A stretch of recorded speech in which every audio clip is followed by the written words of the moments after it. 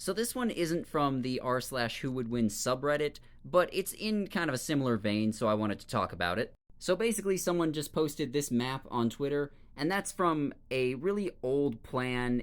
Even back in the time it was conceived, it was a crank idea. It was basically just Spain deciding, okay, let's go conquer China and then go west all the way through Asia so we can open another front against the Turks. And then this other guy is chiming in saying, no, they totally could have done it.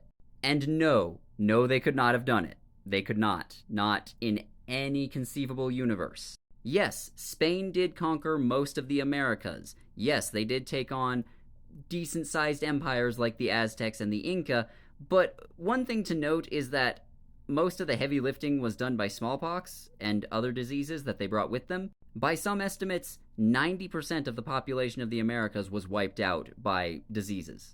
And because they all came at once. It wasn't just smallpox. It was smallpox and whooping cough and a whole bunch of others that hit all at once in various waves. And so that's part of the reason why it was so deadly, but also just they did not have immunity to it, and they didn't really understand how to deal with diseases with things like quarantines and stuff, which the Europeans did. Without being able to do that in China, the Spanish are already at a substantial disadvantage. Then you look at the technological differences.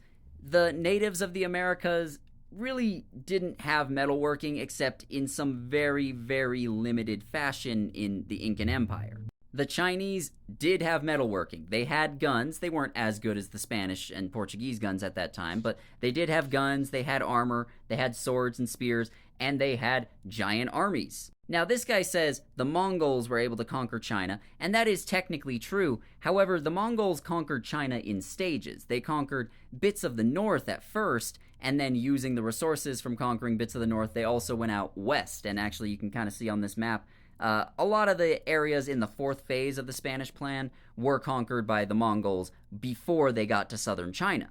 So it was really only by utilizing all the resources of Asia that they were able to conquer the southern part of China, and even then it took them a long time and it was very, very difficult. So late 16th century Spain versus the late 16th century Ming Dynasty clears it.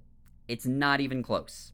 Even if Spain somehow magically had a giant army big enough to go and fight the giant armies that were in China at the time, they wouldn't have any way to get it to China. Sailing halfway around the world at that time was not easy to do. That's why Hernan Cortez and other conquistadors were able to conquer the Inca and the Aztec with relatively small armies, which is impressive in its own way, but also they straight up couldn't bring bigger armies.